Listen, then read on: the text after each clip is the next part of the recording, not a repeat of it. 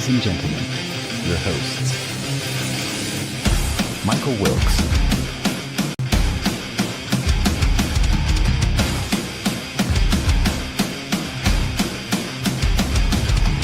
Angel Ortiz,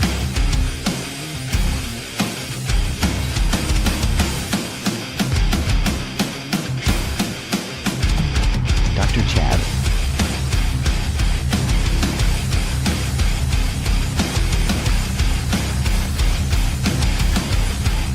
and Sam La Cavera.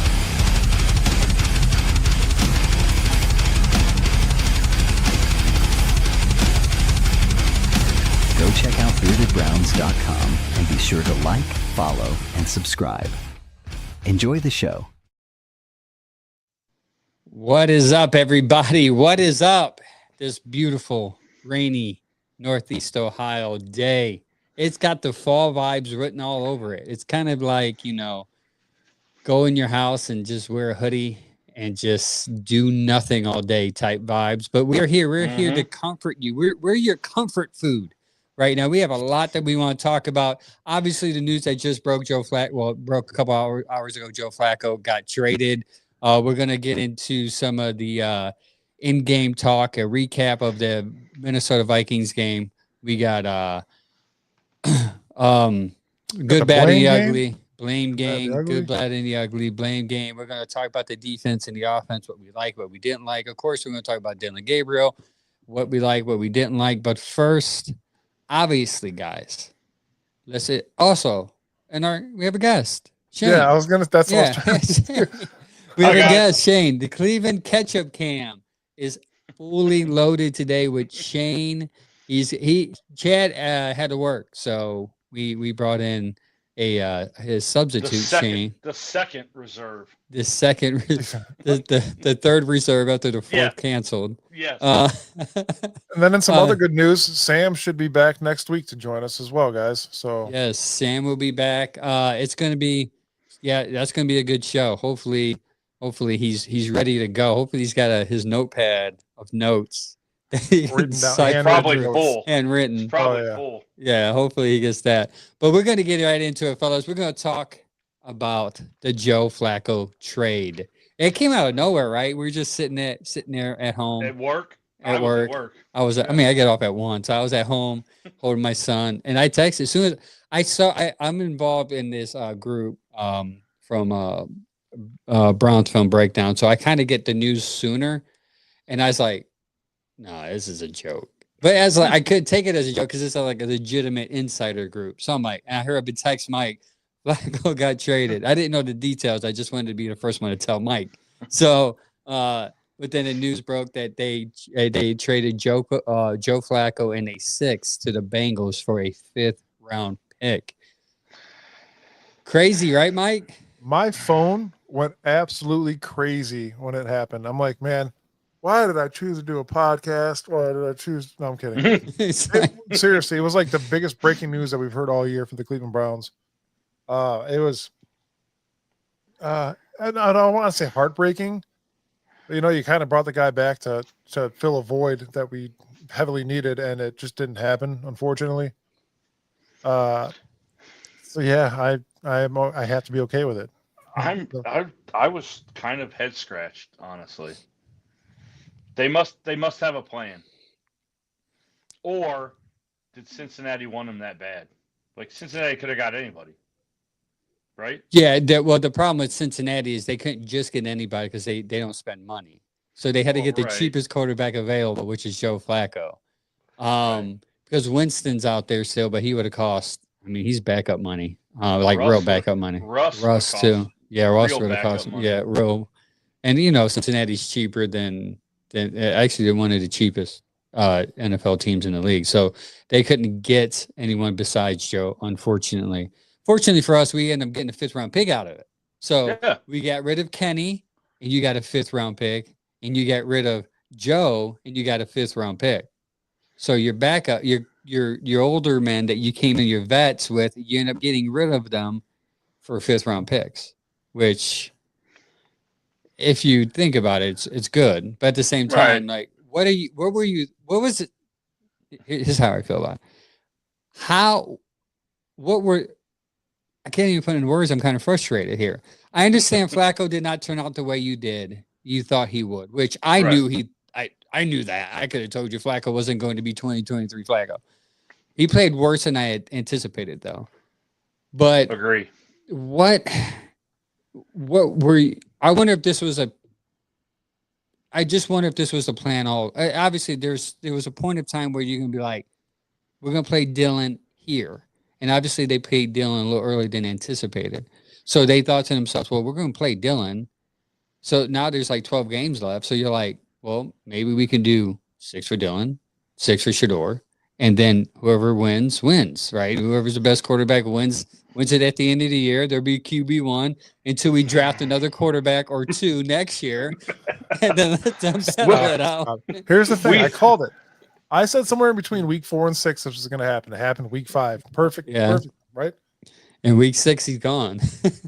So week 5, Dylan comes in. Doesn't necessarily light it up. It's in London. You got to take that in consideration. Everybody, please. It's his first rookie game. His parents weren't able to be there. Pressure's on. I get it. I blame his dad for not having a passport. Right? But it's unfortunate. But you know what else I thought of? I mean, he's in Hawaii. Why do you need a passport for one? Like people are ragging on. I'm like, dude, he's in Hawaii. Like, I'm not leaving Hawaii. I don't need a passport. Right. I'm not going anywhere. Well, here's the thing. Do you guys think about this yet? Joe Flacco has played for every team in the AFC North except the Steelers now. As always, next year, man. They go through veteran quarterbacks. Yeah, they go through every year. It's been like, let's do a veteran quarterback thing. So maybe next year. Yeah. Maybe Flacco, there's a chance you can get all 4 of those Thanos diamonds in your hand and you'll be good to go. No, listen, like Joe Flacco, to me, I knew that there was going to be an issue with Joe. I actually did not realize how. I felt like he was a little quicker 2 years ago, maybe because that's age. He just couldn't move. He just could not even budge out of that line, and it definitely hurt him. Definitely. So I don't know what Cincinnati's going to do, because you're going to have this old man behind even a worse line than ours, and you think he's not going to throw interceptions like Browning did? He's got better receivers.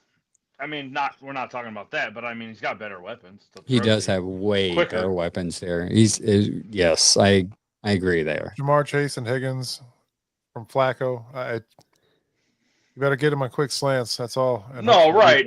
Yeah, for sure. Yeah, because you're gonna need a lot of time to develop play with. I mean, maybe not. Maybe because we'll get into it when we talk about our offense. But so yeah, Joe Flacco is gone. He's no longer here. Dylan Gabriel's quarterback 1 as of right now. Shador Sanders is on the list as the unofficial QB2, which gets some people excited, right? Mike, you excited? Yeah. I'm excited to see what happens. That's for sure. They have to find out what they have, right? Like, you can't not play Shador this year now, in my opinion.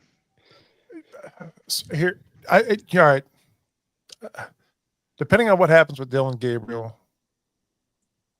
if the kid shines or not, I think you're still going to see a taste of what Shador Sanders could do, unless the Browns have something up their sleeve and say, we're going to keep this kid for trade bait and not let anybody know what he actually plays like. Which we got that small preseason taste, which doesn't count, and one good game, one horrible game. Yeah. I think you're going to see him play this year. Yeah, I think it is the Browns. So are we going to say they have to? Like, yeah, you have to. Like, that's a typical thing that you would think. But it's the Browns. Like you should see what you got. I agree. I think they need to, because if this might be for later in the show, but like, I really felt like it was safe. The play calling was safe to an extent. They're more conservative than normal. You'd obviously saw that. You got a quick dump off screens. One game we're not going to know what Dylan fully is. Yeah, and I have a take on that too, but yeah, we'll save that for later. But I do overall agree with you. I do. Let me let's get into more of the game talk here since we're going to be on it. But I do have a question before we start the next segment, good, bad, and ugly. My question to you guys is: through 5 games, we all played the schedule game, right? And we said through 5 games, the Browns are going to be 1-4, 3-2, 5-0, right? What was yours, Shane? Through 5 games, when you saw the schedule, what was your guess? My very optimistic Browns fandom said 3-2. Wow. Okay, that was really optimistic. I'm trying to not be Debbie Downer because that's all we ever get, it seems. So true. Mike, realistically, I thought we are going to be 2-3. Obviously, should be 3-2 right now, but I went for 2-3. With the tough schedule, knowing those first 6 games were going to be tough, we pulled off the one that I thought we were going to lose by the biggest margin. 100%.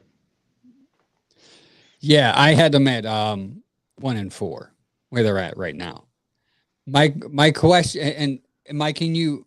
There's a reason why I'm asking all this, because I'm as a Browns fan / podcaster, I'm confused by the reaction in which these Browns fans are responding to certain things, and they're saying certain things, and it's confusing me because I could have swore most of us was on the same page in going into the season with the first at least 6 games. After Pittsburgh, it gets pretty easy. But when I saw the first 6 games, I thought to myself, man, we're going to be 1-5, maybe 2-4 best.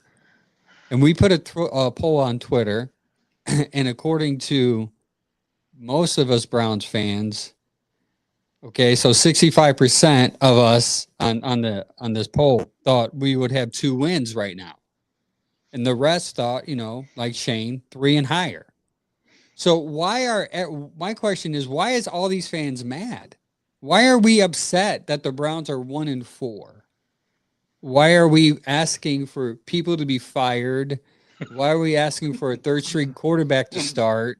Why are we so up in arms with pitchforks and Berea screaming bloody Mary or bloody hell, saying this organization sucks when we anticipated this? Am I wrong to assume that? I'll tell you exactly why. Cleveland fans, as we know them, aren't optimistic or are too optimistic in some cases. What I think happened is, once again this year, since 2023, on paper, we do have a great team. Do we though? Injuries are impending doom, obviously, because that kills us. You bring in a new coaching staff, which is supposed to be, top of the line. Tommy Rees, offensive coordinator. I was kind of looking forward to that, seeing what he was going to bring to the table. And then the rookie quarterbacks. Obviously, you bring in Joe Flacco. That didn't work out. You put in a Dylan Gabriel, and you could only do so much with him as rookie game. That's the thing. Everybody says that, you can't start a rookie quarterback, but in some cases you have to, and it always doesn't work out, right? So could these 2 rookie quarterbacks be another quarterback just brought here to die, kill their career? Who knows? You got to play him to find out. So yeah, this is true. Yeah, it's like, yeah. See, I mean, every rookie starter we've had since '99 has lost every game. Every rookie starting, every first game. 14 of them, I believe. Yeah, they all lost. Yeah, that's why I thought they would go into this one at London, meaning with Flacco, and then come back home. And even though it's deadly to play a rookie in Pittsburgh, you still would give him some time. And there's some time to kind of game plan for the quarterback you're planning on using. I feel that this London game was meant for Joe Flacco, but they gave it to Dylan Gabriel. And if you look at the timeline here, they didn't name a starter till Tuesday. Tuesday night, Wednesday morning. No, it was Wednesday because we were talking about it on Tuesday. And they left for London on Thursday. So that gave Dylan Gabriel one walkthrough on a Friday to learn the game plan to prepare for a good defense, a Flores defense. Minnesota is not a slouch defense. They confuse heck out of quarterbacks. And you give that burden to a rookie quarterback. That is why I thought that's why, you do a walkthrough Friday. I don't think they did anything Saturday. I think it was an off day Saturday. And then Sunday you play a game. That's why a lot of people are looking at like Dylan overthrowing some passes and stuff. And I'm like, you said it, Shane. It was a safe play call. The whole game, I felt like. Because it had to be. Right. Because he had no time to prep for a really good defense. Right. That's why people are like, we're going to get into it too. Like there's other things fans are saying. And I'm thinking like, this dude had less than a day to prep as his first game going across an ocean, right? Yeah. In a totally different continent, right? And then Mike, even there's probably an emotional aspect. Like Mike said, his family wasn't there. He's probably thinking about that, probably bummed about that. His girl had to work. His girl had to work at Sephora. That's a true story.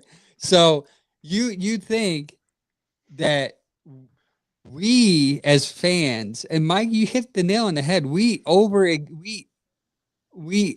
give ourselves too much. Like we expect too much of our Browns.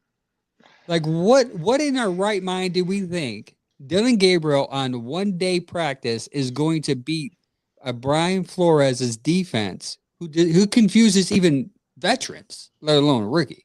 I'm going to read a comment from Don Fowler real quick. He says it doesn't change the fact that they should be 3-2 going off of the play, the Steelers for the first place. The fact that they are 1-4, despite what expectations may have been, the reality is what leads people to complain. Sorry, I accidentally highlighted it twice. They should be 3-2, correct. But here's a bummer. They're not. They are what the record is. And if you want me, if you want me to send, I sent it to Mike. I forgot to tell him put it in the notes. But if you want to see how this team is, I can show you the PFF scores. It's horrible. Not the receiver group is horrible. It's not horrible. Good. Not good. And then you're sitting there blaming a rookie quarterback that the fact that your number one receiver can't catch a ball. You're blaming your rookie quarterback that your number one receiver can't get separation downfield. And you know what's funny about that is everybody wanted to blame it on quarterbacks for Jerry Jeudy or catching the ball, which was complete BS. That was complete shit. Jerry Jeudy can't catch the ball. He had the problem prior to even coming to Cleveland, but we took the chance, and here we are today. It's like David Njoku 2 years ago when he had all those drops. Yep. It's just that's what's mind-boggling. It's like another David Bell. You're fast, but you got stone hands, man. And bounces quick. Oh, who was the other one a year or two ago? I never. Schwartz, Anthony Schwartz. Yes. Yep. Super fast. Can't catch. Couldn't. So catch cold. that's my thinking going into these games. It was going into these games. I mean, especially this game with Dylan Gabriel, because they're like, oh, he has a chance to go in Minnesota and stink. And we're not even going to talk about the defense. We're going to get in there here soon. But I think you need to be realistic now. Okay, and it's just enjoy and hope that one of these two rookie quarterbacks, if they play, is the guy, because we absolutely need talent. We need receivers. We definitely need offensive linemen, men, more than one. And we need we need more than one, by the way. You think, oh, we need one or two. No, we need three. Yeah, we need six. James Frank just made a really good point. We picked Schwartz over Amon-Ra. Yeah, well, I mean, my argument is like, so did 40 other teams, because he was picked in the second round. I mean, so it's just. You talking about St. Brown? Yeah. Okay. Yeah, I mean, he was picked in the second round, so all those teams also passed on him. I mean, right. Schwartz was Yeah. a bad pick, but I agree with you. But either way, Detroit's also a way different team now than franchise. Then yeah, Yeah. they have a quarterback that can throw, actual pocket passer. That is a good. He's good. I mean, He's one of those guys that were there were people that wrote him off. yeah, and Baker and Darnold are the same thing, right? We know, but we wrote off Baker, and now he's MVP type of. Let's not talk about that. All right, let's move on. Let's move on to our new, our one of our favorite segments, brought to you by Doug White from Allstate Insurance. If you need a quote today, please give Doug White from Allstate Insurance Company a call. Let him know that we sent you. Ladies and gentlemen, it's time for the good, the bad, and the ugly.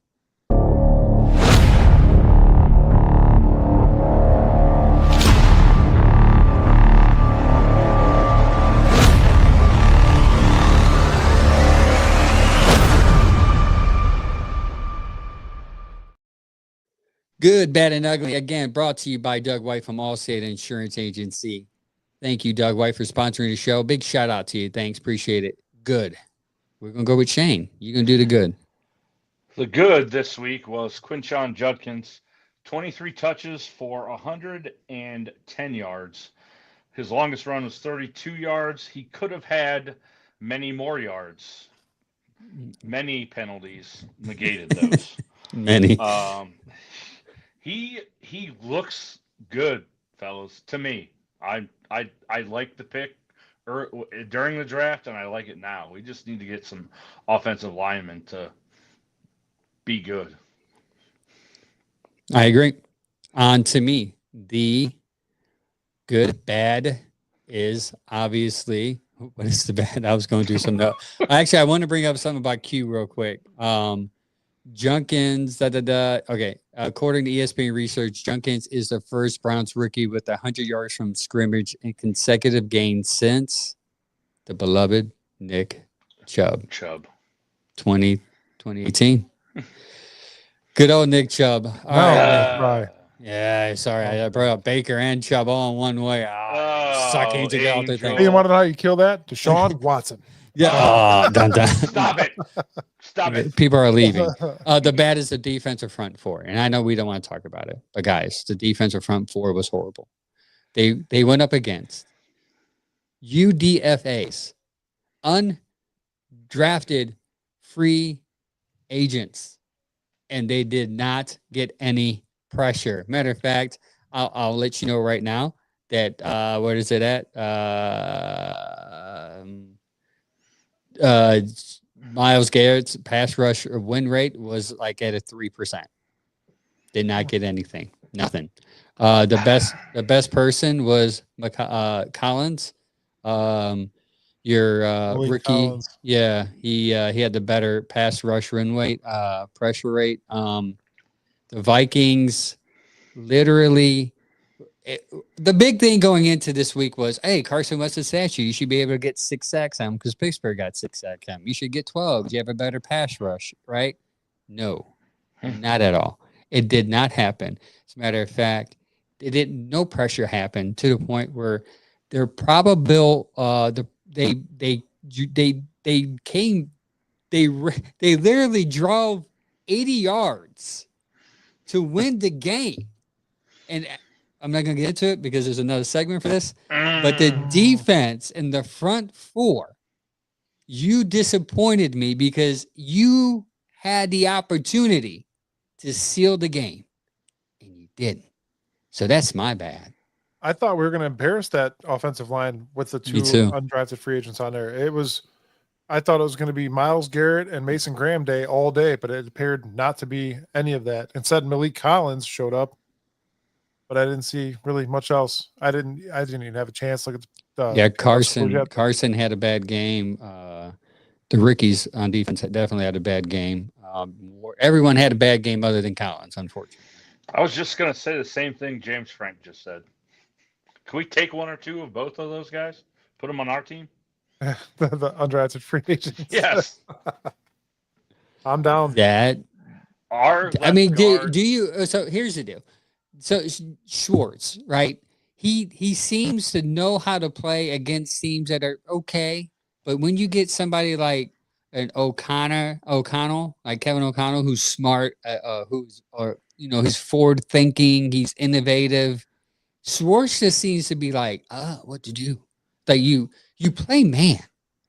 Just play man on Justin. Don't shadow Justin Jefferson with your best corner, and then leave the rest alone. Play man. Why are we playing too high safety? I'm not gonna get into it right now. Sorry, go ahead, Mike. that one infuriated me as well. The ugly, all the penalties. I seen this thing Yes. more in that game than I haven't in quite a while. It seemed it was like every other play. It felt like, and we had 10 penalties for 78 yards.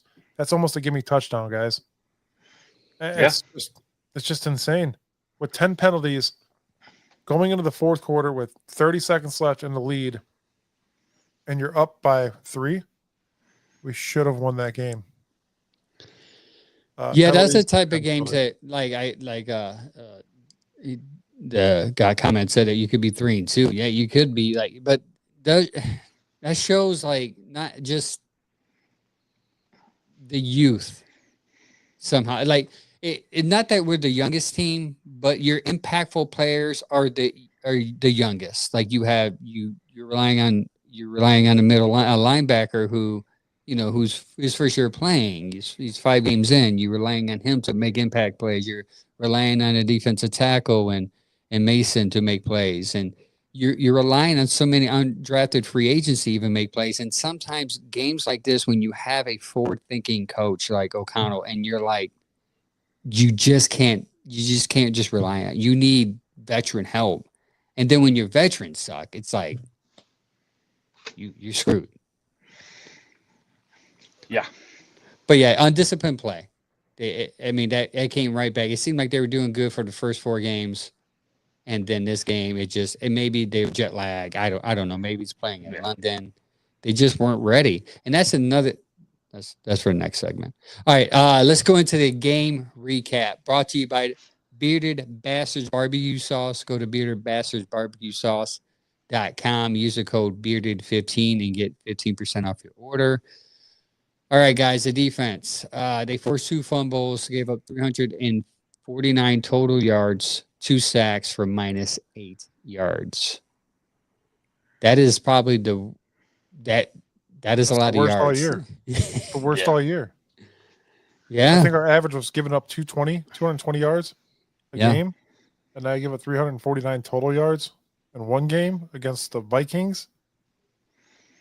It is what it is, ladies and gentlemen. Could this be the falling off of the defense? Like, everybody's figured out what our defense is capable of doing and not doing. Obviously, they were running it right up the gut at us, and their run game was pretty strong. Yeah, that shocked me too. That really did shock me. We had nothing.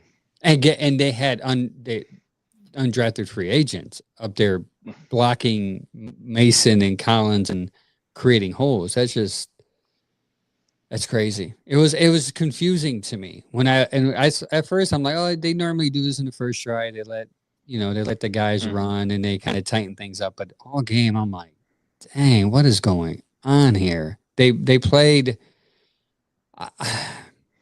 We got out coached, man. That's what it comes down to. We just got out coached. Like, O'Connell was like, this is what we're going to do. This is how we're going to impact this defense. And the thing is, like, they didn't adjust. Schwartz kept on trying to still play man, cover 2, like switch it off. Play. It's like, no, man, just stick somebody on Justin Jefferson and leave him alone. I'm willing to let Addison and the tight end hurt me, but Justin Jefferson, man, come on, 82. His PFF scores on all our corners was 90. It didn't matter who covered him. But still, just stick man. Come on. It's annoying. I love it when Angel gets mad. It's frustrating because when you had for me at least, I thought the defense is going to win the game because I thought Dylan was going to do what he did. I had a feeling he would be mistake free. He'll play average, which is average is okay. And the defense is going to. And the thing is, they forced it they got 2 turnovers. Yeah. They got 2 turnovers, and you still lost by 3. You won the time of possession, and you still lost by 3. It's like, how is this happening to our team? It's Cleveland fashion, man. We had the game won. I don't know if this is the correct time to talk about it, but we had the game won. We had the ball back. We were winning with 3 and some change left. All we had to do was run the clock out. And we 11 seconds. We'll down our leg. 11 seconds. Get to that when we get to the offense. That's what I'm going to say. It's like 11 seconds. Wentz drives 80 yards. We talked about this. 80 yards. Drives. There's a beautiful catch, contested catch with Justin Jefferson. You can't stop. Justin Jefferson's a beast. Like, if you have a man on him and he makes a catch like that, credit to Justin Jefferson. But when you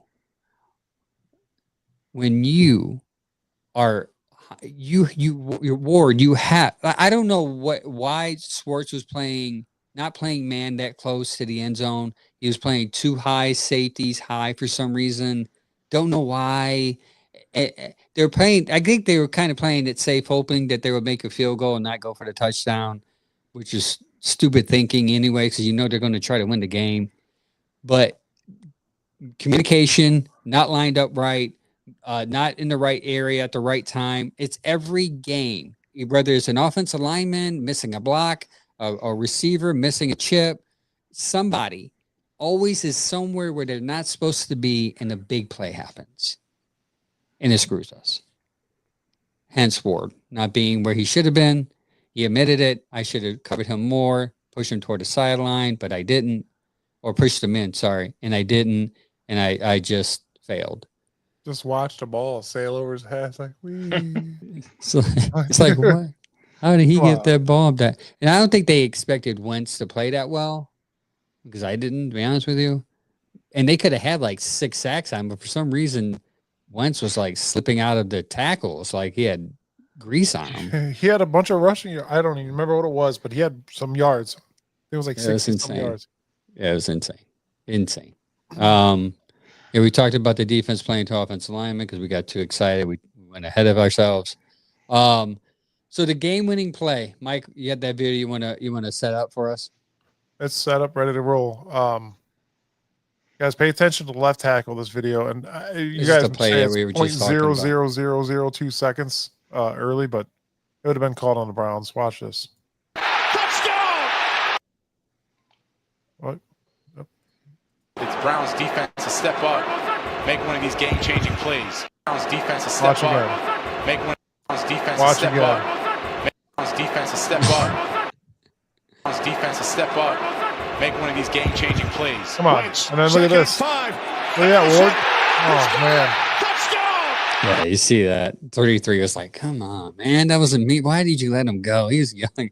He was upset at Ward Hickman was. He's like, that's not on me, guys. That's not on me. Yeah, that was hard to watch. No, I agree that I didn't notice that live because I was kind of focusing on Addison anyway, so I had a feeling it was going to him. But good point. Good way to point it out. The left tackle moved early. Not just a little bit early. He left a lot early. It was a little early, but I noticed it during the game. And you know that Leonardo DiCaprio thing where he's like, yeah, that was me sitting. I'm like, oh, come on, dude, you saw that? Please tell me somebody saw that, and then they scored. I'm like, of course. If it were the Cleveland Browns, though, man, we would have got that called on us. I mean, Miles would have got called on if he was offside, Yeah. right? They were, oh, Miles, you got offside. Sorry, can't get a hold on you. Yeah, the defense. It was weird to see the defense play the way it did. Hopefully, they fix whatever they need to fix for this Pittsburgh game. Different offense. Kevin O'Connell, that dude is. He was here, by the way. He was our quarterback's coach at one point. We had him. We had Shanahan and Mike McDaniels in Miami. We had all of them in the building, and they're all gone. We have Kevin. But let's move on to the offense, ladies and gentlemen. Rookie quarterback Dylan Gabriel started the game. He was 19 for 33, averaged 5.2 yards per pass, sacked 3 times for minus 16 yards, 3 for 3 on fourth down, though. Efficient. And his PFF score was pretty good, 63.0. Guys, what did you guys think of Dylan Gabriel? Go ahead, Shane. I think we touched on it earlier. Like I think the play calling and the scheme was safe. I mean he can make the throw. He can make some throws, but obviously the NFL is different than college. But I mean you got eventually got to see what he can fully do. Like I mean don't give him the keys to the car already, but you got to open it up a little bit, in my opinion. I agree. Gregory, thank you for joining us on YouTube, man. It has been a while. We haven't seen Gregory. Gregory and that other guy used to go at it all the time. Yeah, I remember Greg. What's up, Greg? I did like Gabriel. I would give him, if I had to, probably a B-. Obviously, it's like I said earlier, it's your first game. You're in London. The pressure's on, kid. You got all these doubters, so the pressure's on. But you also got to think Stefanski has got him limited. He's got to be so limited to only certain things. With 1 day of practice. With 1 day of practice, yes. You practice with your other teammates and you watch film and all that, and there's a lot that goes on in that kid's head. Obviously, you played 6 years of college football, and that you got an upside there. That's great. You got the experience, but now you're playing with the elite. I think that it is time to step up to the plate and show your worth. Same with Shador when he gets his shot. And I hope that in one of these guys that we do have, that we could find a quarterback so we don't have to worry about drafting one next year. Because if I hear one more Cleveland Browns fan say Arch Manning is it, I'm going to throw myself out the window. Texas. Yeah, he's not coming Gregory, out. I'm sorry about your sister, man. Yeah, sorry about that, Greg. So for me, Dillon Gabriel did pretty good. I mean, C+. If you want me to give you a grade. Now, here's the thing. The reason why I don't think this game plan was meant for him. Play action was 30% of the play call. 69. I'm sorry. Yeah, 69 play action. He was 69% of the play call was there. No play action, sorry, was 69%. That's a high no play action. He's a better play action quarterback than non-play action quarterback. So that's why I'm thinking maybe they didn't have time to kind of mess things around, because this is a Flacco type of play call where Flacco couldn't even do play action because he's so old and slow. So for me, I look at that and I saw it too. I'm like, man, he's not rolling out. He's not running the ball. There's no option, quarterback option, to pitch or run. And he had opportunities to do that. They just didn't. There's some throws that he missed that I'm sure he'll get back. Now, there's some people are saying that he overthrew a lot of people at the sideline. Just to let you know, those are bad throws. Balls. Yes, those are throwaway balls. Because if you look at the play, he's going to get sacked. So, Kevin, I'll give you guys something I've been learning. Kevin is a stay on rhythm coach. He likes play calling. In order to have the proper play call, you have to stay on rhythm. Meaning, if you're 2nd and 7, throw away the ball. Don't be 3rd and 15. Avoid the sack at all costs.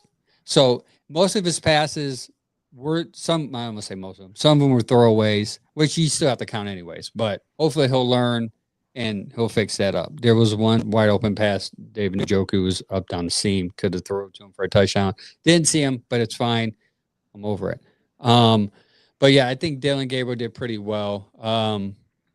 I would like to see more play action with him against Pittsburgh. I think with Q running the ball well, I think you can sell that defense to stop playing man. We're the whatever defense is playing us, they're playing man like 70% of the time, because we're not gonna, our receivers suck, so they're not gonna get any separation.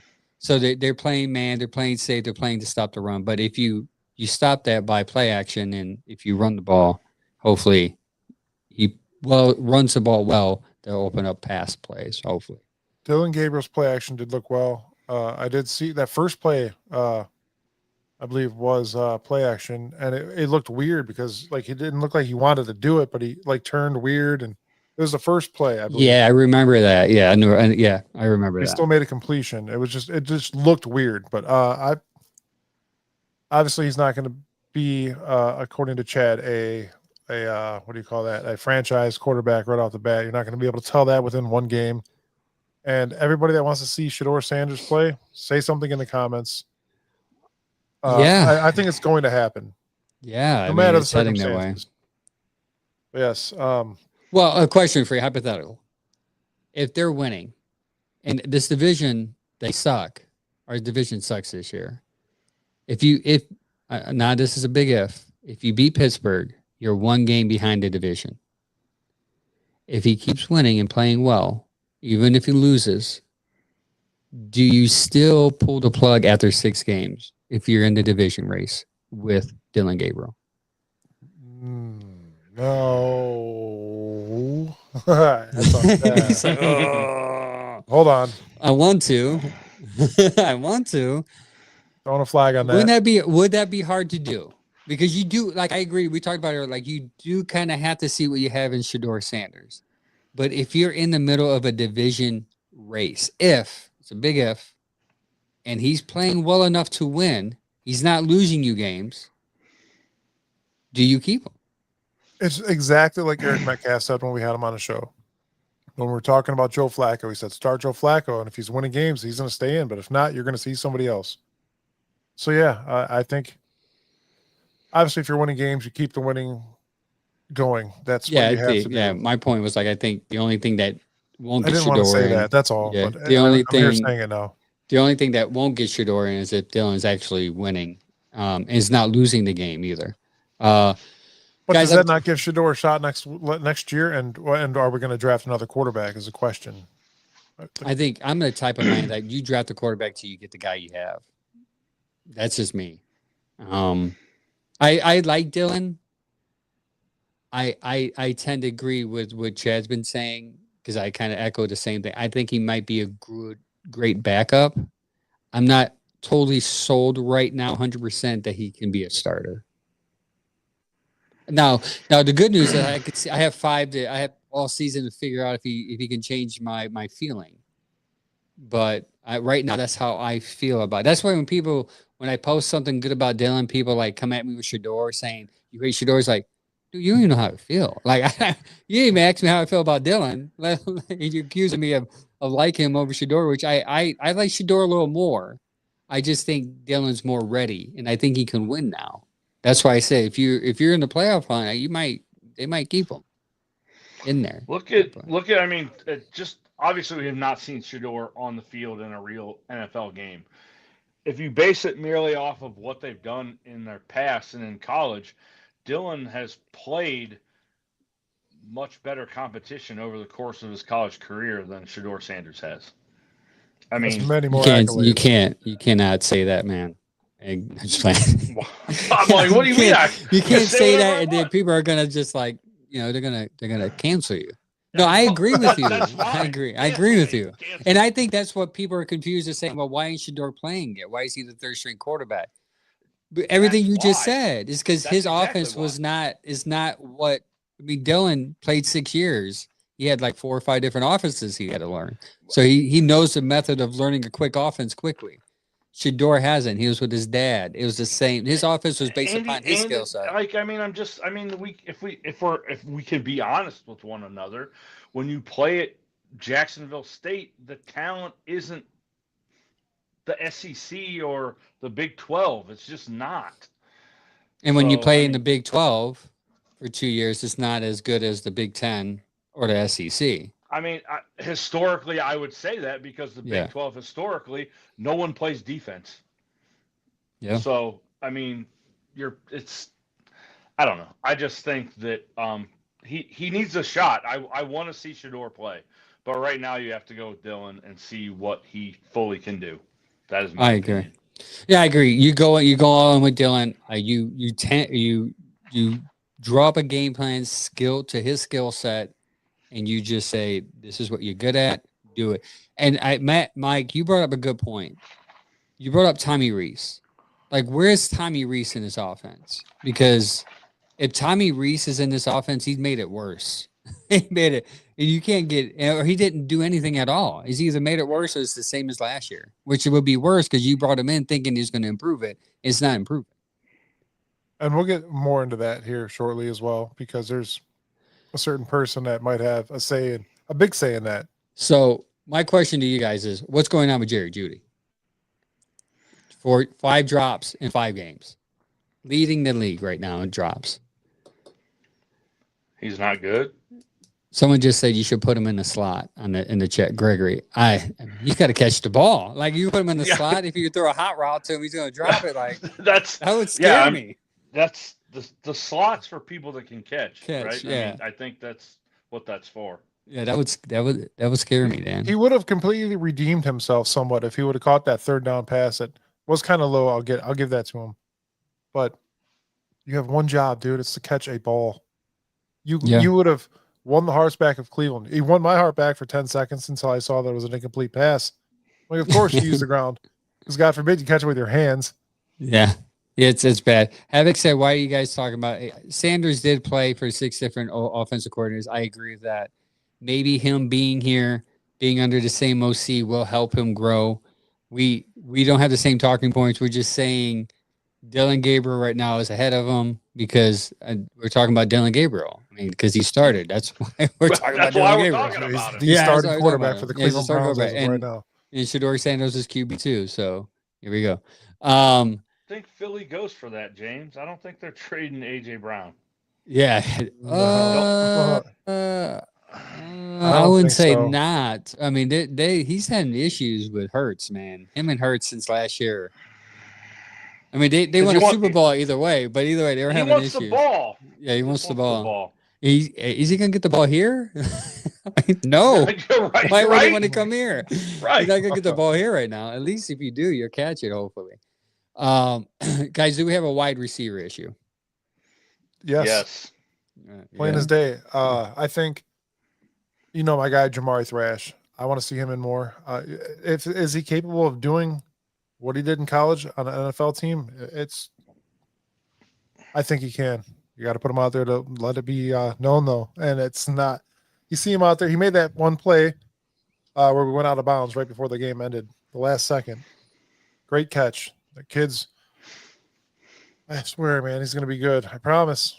And it might not be with the Browns, but he's going to be good. Yeah. I said it was Schlesinger. Just look at him. Thrash was the second lowest PFF guy. Because he had, 3-4 plays? Actually, I didn't see all that, but maybe that's probably why. So according to PFF, your best receivers this year, this past game, is David Njoku, which is a tight end, which is typical. That's fine. And your second best receiver was your running back, Junkins. And then it's Fannin and then Ford. So there's no receiver up there. And then it drops to Isaiah Bond, Dylan Sampson, Thrash, and then Jeudy. Thrash is better than the number 1. I'll take that. No. So I mean, that's what I'm saying. Like you said, like we on paper we look good this year. And I said, did we really look good? And again, I think it's this Cleveland thing where we look at I think you said this, Shane, like we'll look at our team and it's like, oh, we're going to be great. But then we forget that Jerry Jeudy has always had a drop issue. Last year he had a drop. We brought this up last week. He has 8% drops last year. The reason why we had no issue with it is because his output was so high and he was so good. He had over 1,000 yards. And then we questioned, why isn't he in the top 50 in the NFL? Well, we know why now, because this dude's inconsistent, right? And then the issue with Thrash right now is he's young. Actually, I don't think he's getting enough playing time, to be honest with you. And then I think they put an Isaiah Bond over him. So you got that's exactly what happened. Yeah. So you got young receivers that are learning, and they're making mistakes. They're missing blocks. They're missing chips. They're in the run game. There's so much that's going on with that in itself. But yeah, our wide receivers suck bad. Yeah. Yeah. So I think that's why is Mike frozen? Is he sleeping? No, he's up now. He's there. He looked like he got stuck.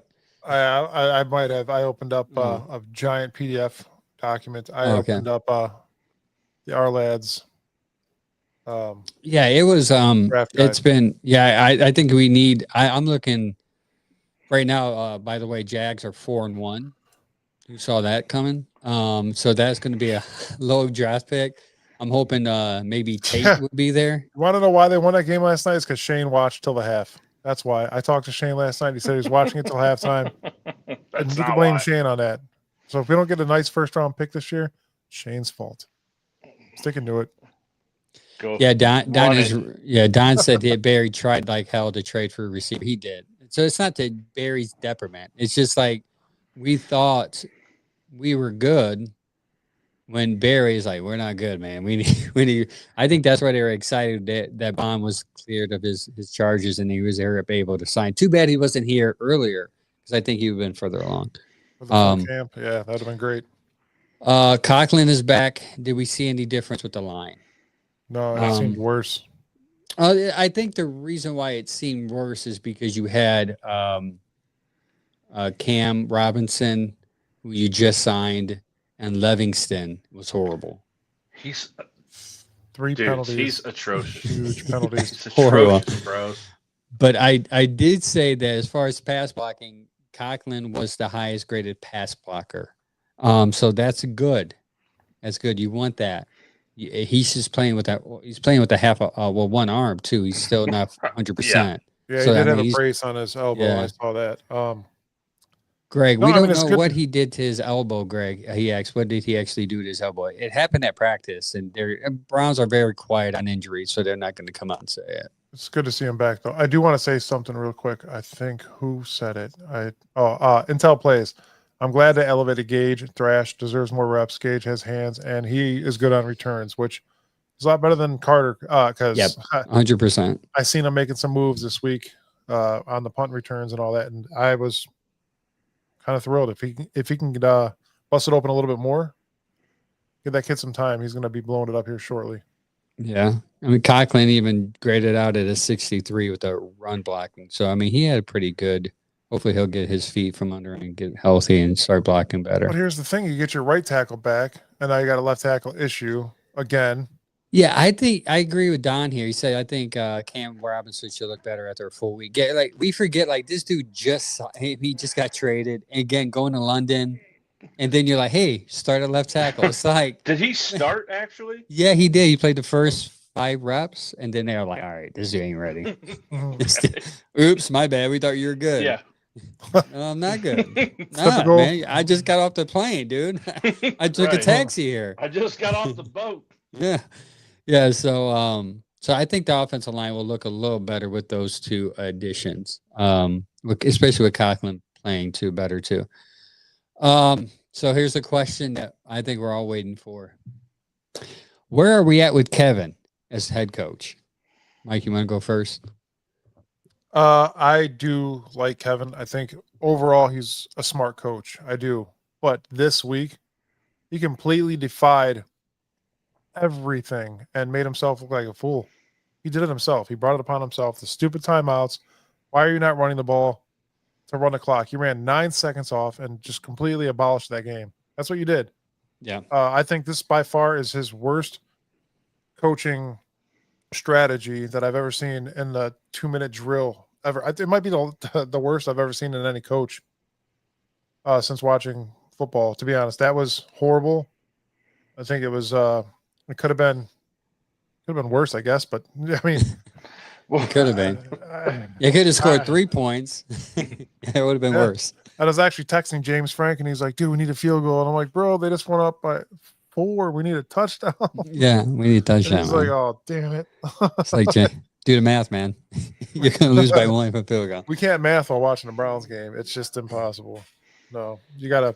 I don't know. I am not a Kevin Stefanski hater. We're gonna pull up a stat here in a second. Actually, a poll that we posted.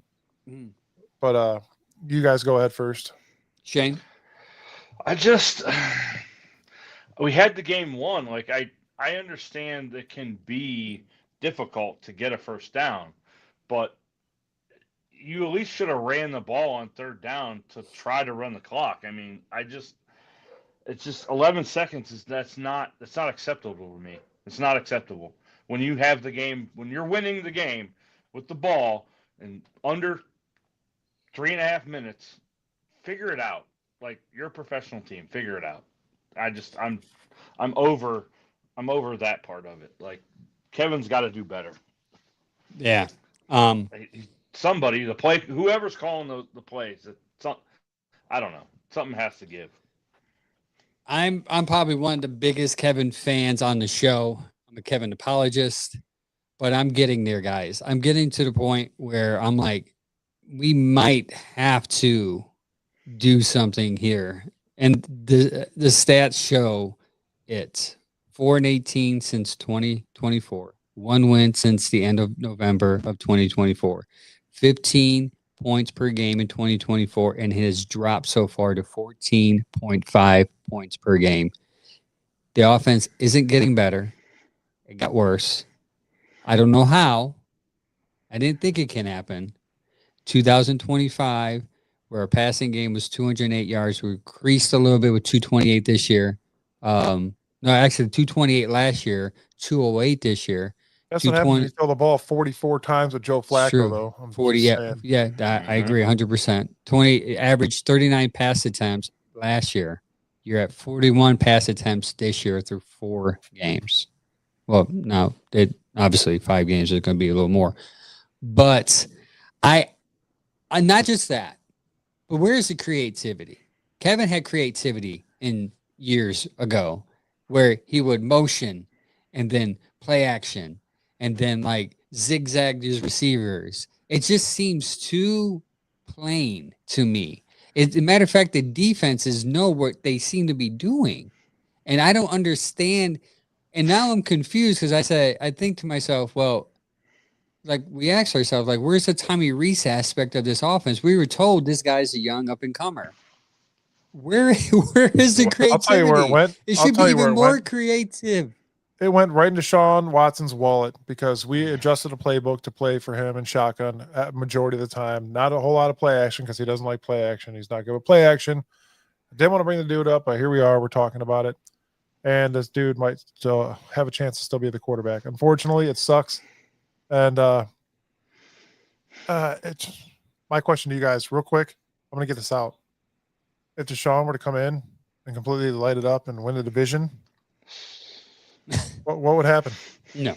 What would happen? Oh, you said no last week when I said he was coming back. No, I mean, I'm going to say no, like, oh my, no. Like heart attack. That's what I'm saying. Yeah. Though. Like, no, I mean, the fans would love him, right? We would love him again. They would. But they moved. They moved so we much. would love him again. Kevin changed his crazy, playbook so much to adapt to him, and then you bring Flacco back, and you got to rewrite everything. I think that's what happened, and Kevin's in disdain, just trying to figure out what he's going to do with what he has. Yeah, so I'm going to give you guys a couple more things here. 2020, Kevin in yards was ranked 16th, in points he was ranked 14th. That's his first year. 2021 yards he was ranked 18th, in points he was ranked 20th. 2022 ranked 14th in yards, ranked 18th in points. He's always been in the middle of the field with this stuff, by the way. This is a trend. 2023, 16th in yards, 10th in points. 2024, what happened in 2024? Parallel.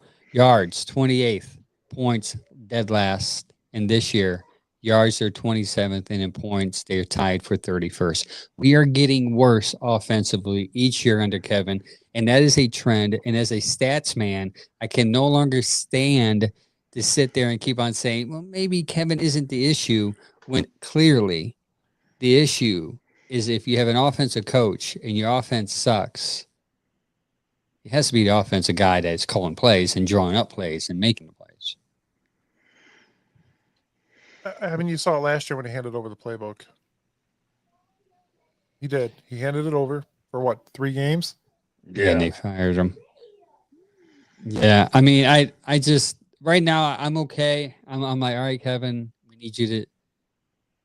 Hopefully, Dylan's your guy. The talk of town is this is what you wanted. You wanted Dylan. He's going to run your offense. So show us your offense. There's no more excuses. You didn't like Baker. You and Baker had headaches. You and Deshaun, maybe Deshaun made a promise saying, yeah, I'll run your offense. And then he came in and changed his mind. Like, there's so many gray clouds when it comes to unanswered questions. But now The question is, Dylan is your guy. So let him run your offense. And if it's good, then maybe you can start getting some people back on the Kevin train. But right now, he's in the doghouse, man. I'm going to pull up. You know what? We're just going to go right to the blame game, okay? Go with that? Yeah. Yeah. Yeah, blame game.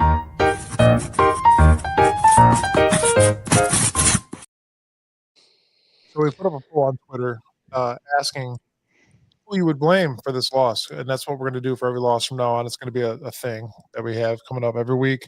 Not every week, only the weeks we lose, which can be a lot. But anyways, do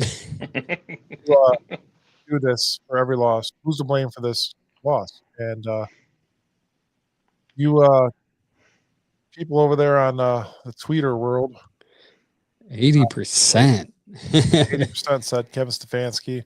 I put Dylan Gabriel in there just to see what would happen. What would be the outcome for that?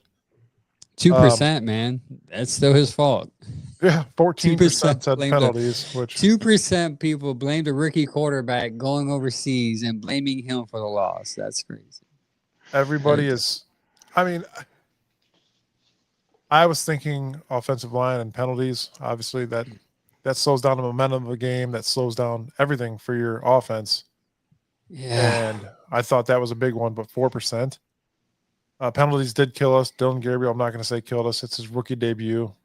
But Kevin Stefanski, you won it, man. You are the champion this week. You are two-time Coach of the Year champion on X as well, apparently. The problem I've had with this poll is that the defense isn't on there.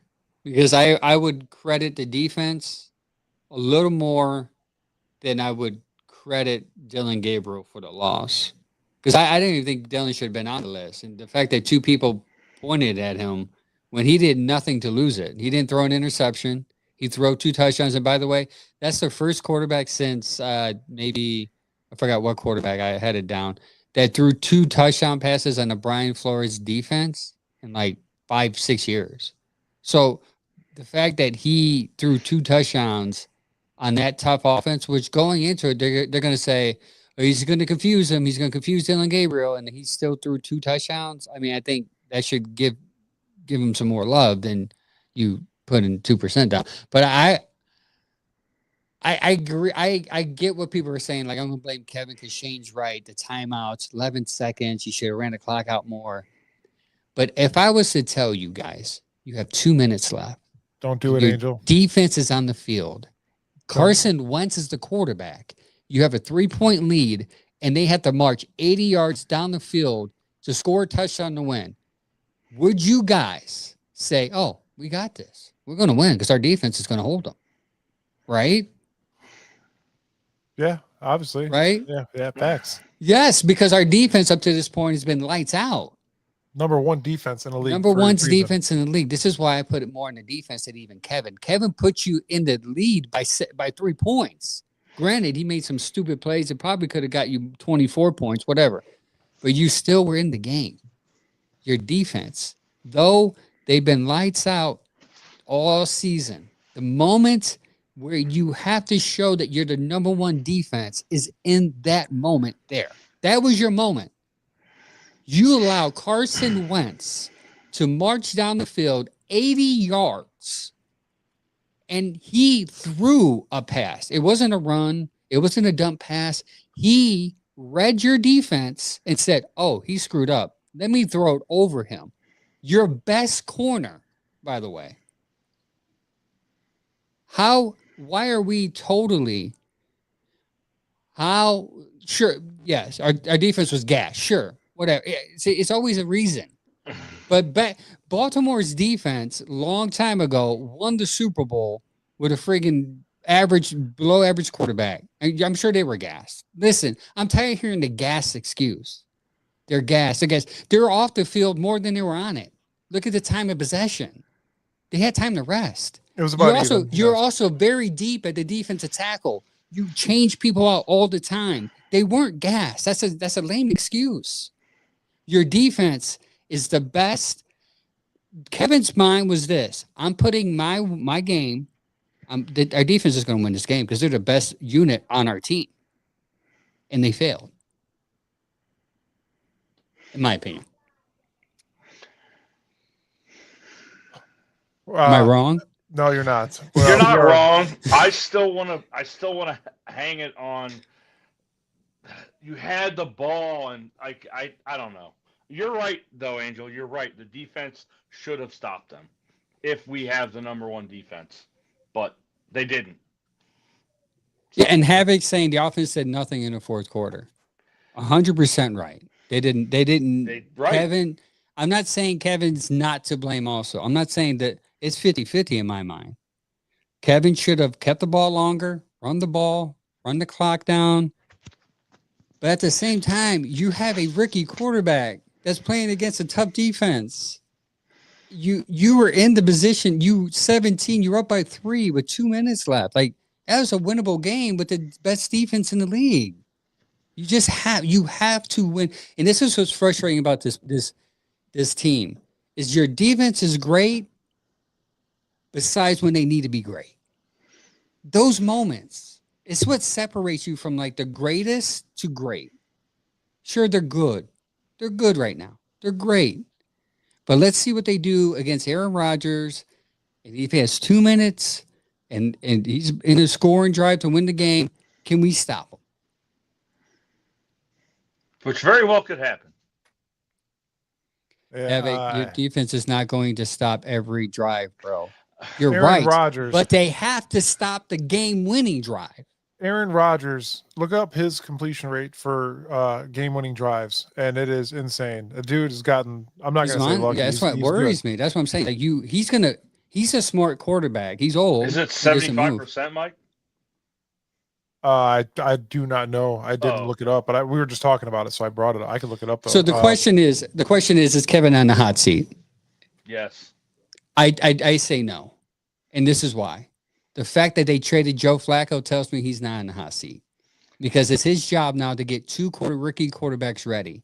And if you think they're going to fire a coach, they said, okay, get these guys ready next year, especially if they look good, they're not going to fire him. He's going to be here another year. And do you think Barry's going to be let go? No. You want to know why? Because Barry's smart. Barry said, Barry hey, had I a push badass draft this year too. Yeah, also, Barry smart. He said, hey, I'm pushing this cap space back for a couple more years because you're going to need me to get out of this. And I wouldn't let Barry go anyways. I was like, you know what? Fix the mistake that you made. Well, I made as a owner. But I need you to fix this because I don't want to pay this quarterback. So I think they're here for another 2, maybe 3 years, in my opinion. I'm not mad at it. I think it's just right now it's fresh, and I want to blame him for I want to blame Kevin for the loss. And you have the coach. You have the right to do that. I'm not saying don't blame Kevin. You're wrong. You're right. But at the same time, I feel like we're ignoring the elephant in the room that your defense is there. Like you just needed a stop, one stop.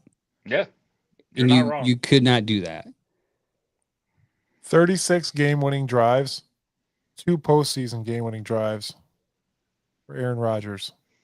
36 game-winning drives, 24 fourth-quarter comebacks, and 36 game-winning drives.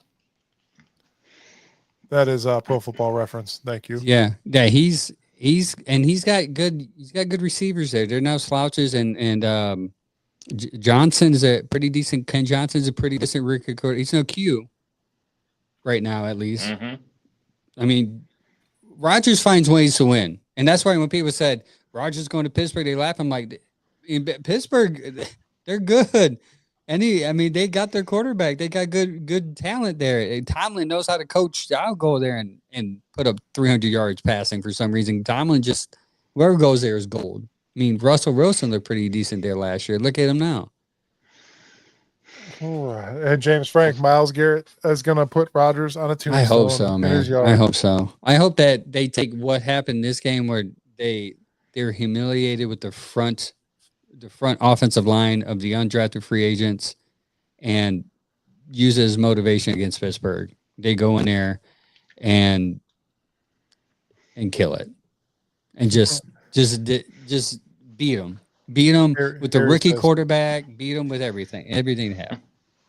Aaron says because Harry says because Aaron Rodgers drinks that mushroom tea. Hey man, he's a forward Whatever thinker. works. Listen, man, he's a forward thinker, and I love forward thinkers. I don't know if you guys noticed this. You notice a lot of people aren't wearing Bluetooth earbuds anymore as much in the NFL. You know who started that? Aaron Rodgers. Huh. You said the Bluetooth waves mess up your brains. People start listening. Now pay attention to when people walk in. Not a lot of people wearing Bluetooth headphones anymore. I see everybody wearing Beats. What are you talking about? All right, you'll see. Look at the old heads coming in with these. Look at my old cords. head. Yeah, I got a cord. you got some brain waves going on, Shane, with those Bluetooth. He's whatever. Hey, man. my beard's not as white as Mike's, and he's younger. Hey. No, I'm excited. This Pittsburgh game, we're gonna go in there. Hopefully, Miles will be more motivated to play against Watt, which worries me with this offensive line. Hopefully, we can control that pass rush of Watts. I don't know. I think we're about 5-point underdogs going into this game, which is understandable. But what do you guys feel about this game? Early feels, I should say. I feel pretty confident going in with the loss of last week. I think that we're going to go to Pittsburgh and win a game.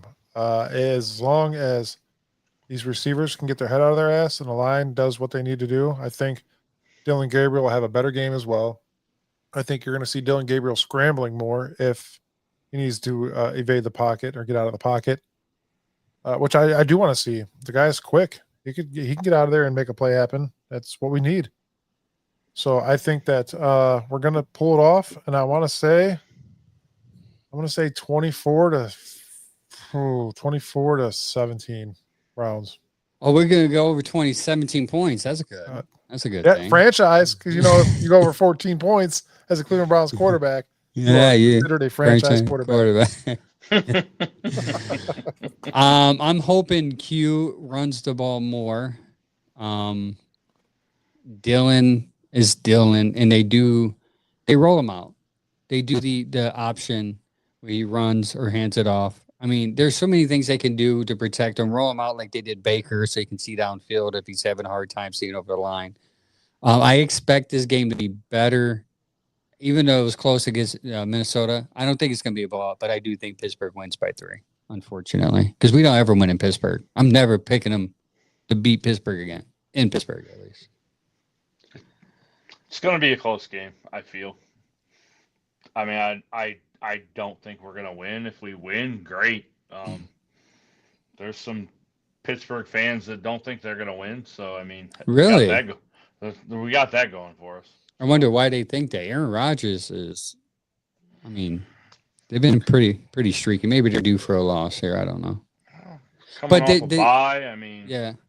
They're coming off a bye, too. That helps at home. I mean, if you don't win this game, I mean, that favors you, man. And also, this shifts if the Browns do win, you go to 2-4, and they're 3-2.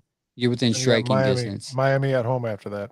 Yeah, and then Miami at home. That's Greg H. said trap game. Hopefully it's a trap game for Pittsburgh. And then you got Miami at home. You got some winnable games. And after that, was it Miami then Vegas? Went to Vegas because you might be going up against Kenny Pickett that game.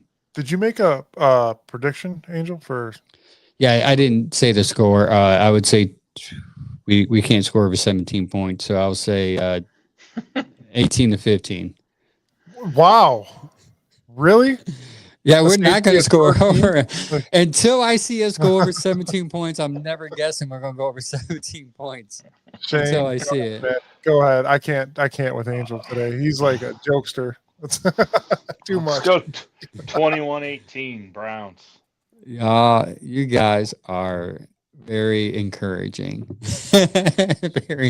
You guys are Browns fans. Angel. Somebody's got to be. Even Greg said 2017 us. Like, I mean, that's how we're going to have to win games. It's close, right? By 3, close games.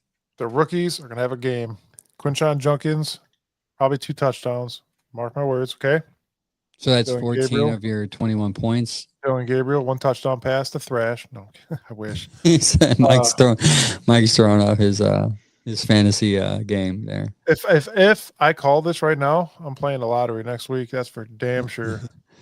But No, yeah, I hope, man, this game will help change the aspect of this season, take the pressure off Kevin a little bit.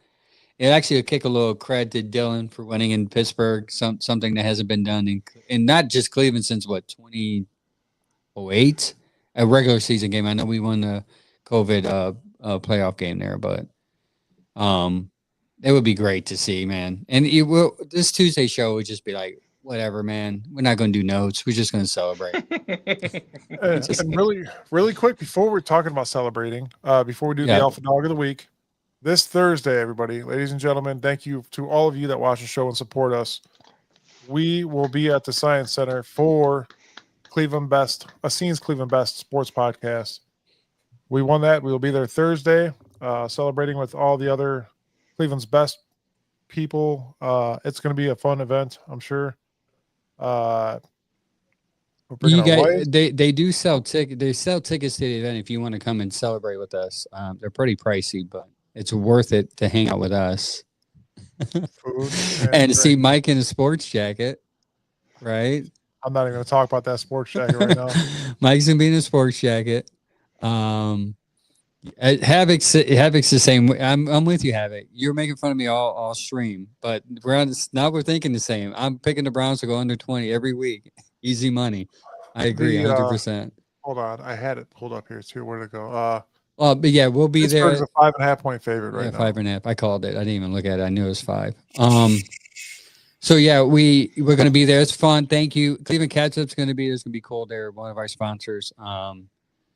Yeah, thanks to everybody that voted for us. We're going to go there. Me and my wife. I'm hoping to stay there a little longer than anticipated, depending on my son and if he cries around his grandmother a lot. So, well, I need a night out, man. I just came from Columbus with kids. I love my kids. I just need to get out with some adults. It's like, Angel, I'm going to tell you what. If Jen doesn't come, Shane's going to be your date. Yeah. Hey, man. Got a nice fresh thing? Yeah. Well, not. I mean, just come with that polo you're wearing, dude. You're good to go. It's nice and snug too. Let me tell you. Yes. Thank you to Shane for coming on. Thanks, coming guys. on the pod. Chad should be with us next week. If not, I'm pretty sure he will. I think. And Sam. I think Chad said he was pretty bummed. He's pretty excited not excited, but good about the Flacco news that dropped. He wanted to be a part of it. I'm sure he had a lot to say about it. I'm sure we will hear it next week. But thanks for tuning in on YouTube, Instagram, X, Facebook. Everybody, appreciate the love, the comments. Please like, comment, share, follow us. Follow our podcast on iTunes. Follow our podcast on Spotify. Stream us. Man, it's going to be great. We blame you, Kevin. You're the reason why we lost. A reminder. But here we go. Oh, yeah, the Alpha Dogs. You're right. Yes. I don't know who that guy thinks he is back there wearing that Bosa jersey, but this is our friend Pete Barker of the show. You guys have seen him on the show a couple times. He was in the chat just a couple minutes ago. He's coming up for the Miami game. Yes. He invited us some picnic. That's the weekend my sister-in-law gets engaged. Is married, so it might be hard for me to go. I think I'm going to go down to the Brookside Reservation and meet up. I'm going to try to do that. Anything else, man? I feel like I'm forgetting something, but like our socials, follow our podcast. We're close. Keep on following us. Give us some love. Just give us some love. Thanks for everybody for tuning in tonight. We will be here next Tuesday, hopefully with a victory Tuesday. If not, I will be okay because I predicted them to lose, so I'll be fine. Just remember, folks, you thought they were going to win 2 games at this point. So if they lose next week, everything's still fine. It's after this I'll start to be worried because you should beat Miami. With that being said, guys, a little positivity for you. You are where you thought you were. Go Browns. Go Browns. You are who you thought you were. 1-6.